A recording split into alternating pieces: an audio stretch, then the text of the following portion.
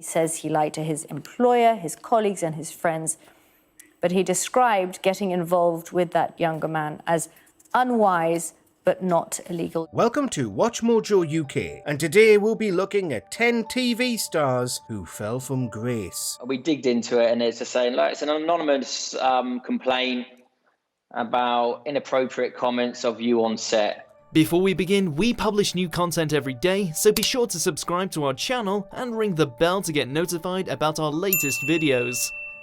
For this unranked list, we'll be looking at British TV presenters whose careers have ended. They also have to have still been alive to experience their fall from grace, so we're not counting Jimmy Savile. John Bowerman.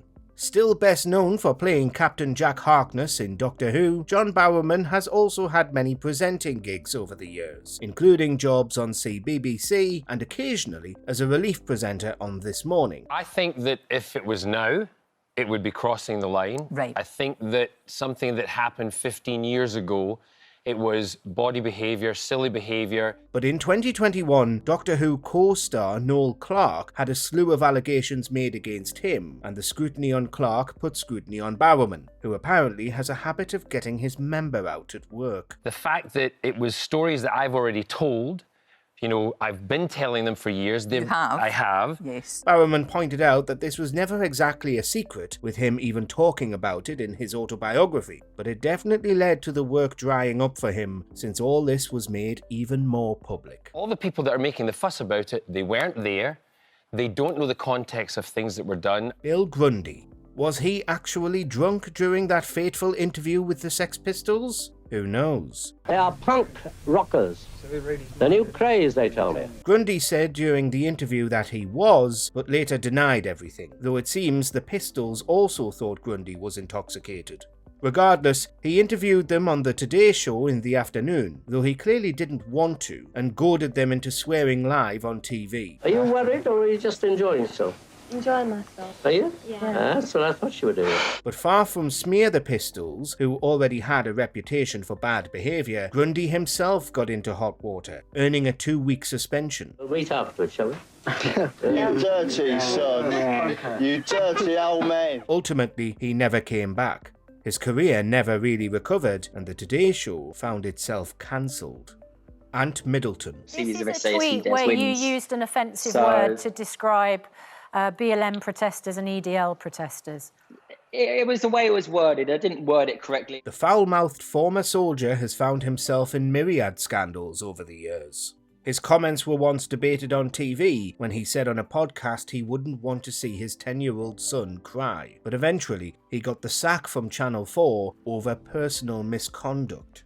He posted a tweet lambasting the Black Lives Matter movement and the EDL both as scum, and then claimed he hadn't actually meant BLM. The course is a hardcore course. It's hardcore, it's gritty.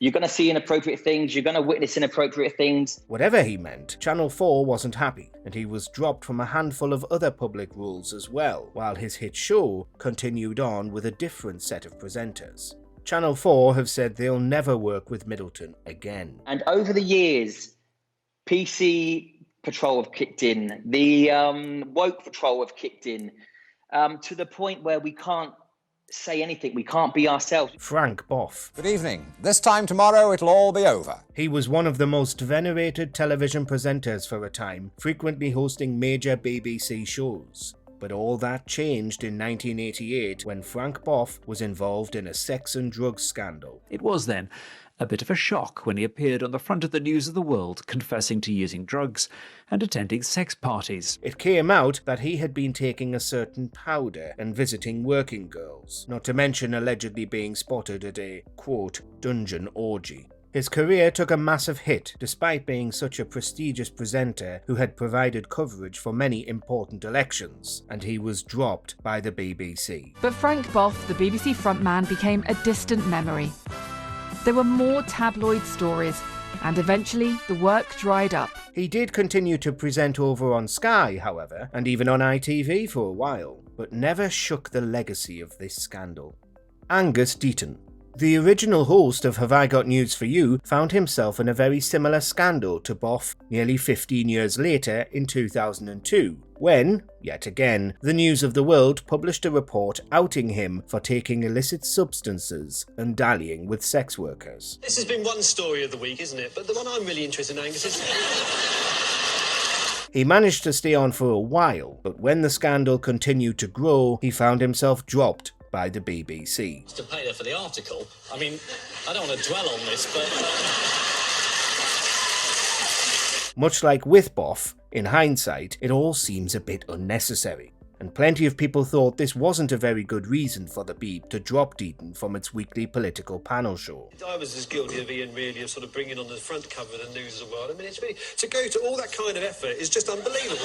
He's had many jobs since, however.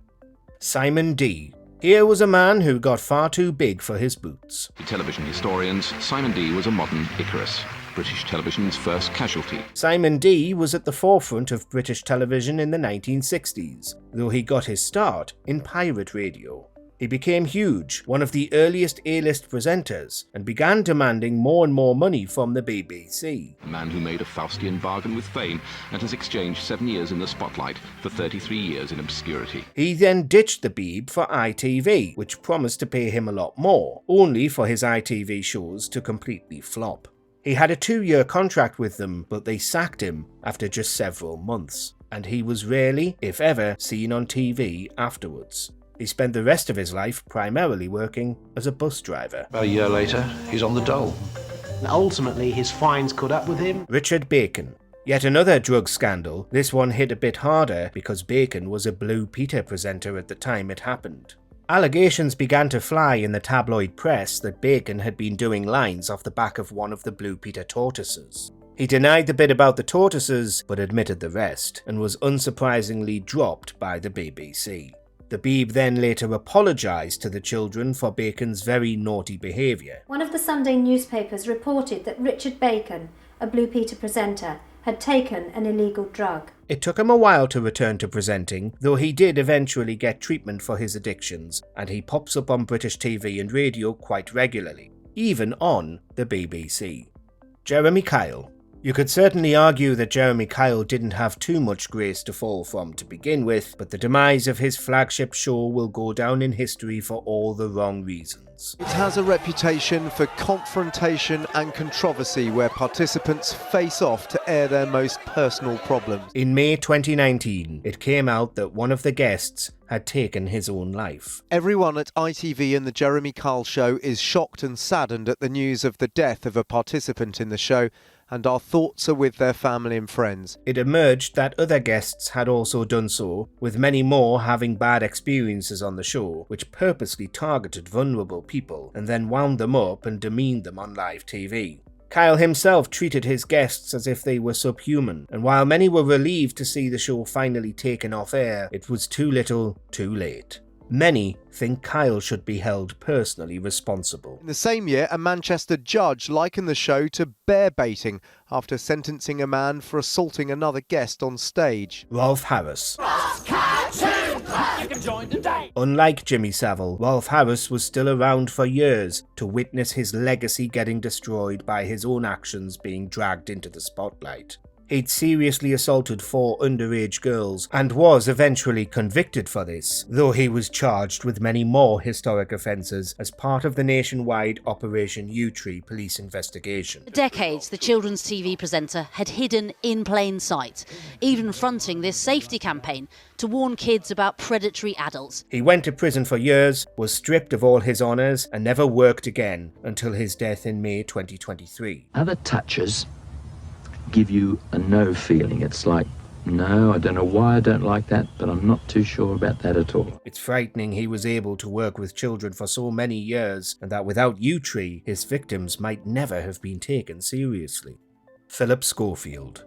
There were rumours about Schofield being a bit dodgy for years, but in 2023 it all started to come out. In a statement, Mr. Schofield said he had lied about the relationship to ITV as well as his agents, lawyers and family. Amid stories of a big falling out between Philip Schofield and his This Morning co-star Holly Willoughby, Schofield was eventually let go from ITV and then made a statement in the Daily Mail. But his statement wasn't about Willoughby, it was him admitting to an affair he'd had with a much younger male member of staff. I did have a consensual, on-off relationship with a younger male colleague at This Morning. He'd met this young man when he was only 15, shockingly, and then later got him a job working on the show. The relationship, he says, was unwise but not illegal. It is now over. This was investigated by ITV at the time, but Schofield denied everything. Now, though, it looks unlikely he'll ever work in British TV again. Do you agree with our picks? Check out this other recent clip from WatchMojoUK and be sure to subscribe and ring the bell to be notified about our latest videos.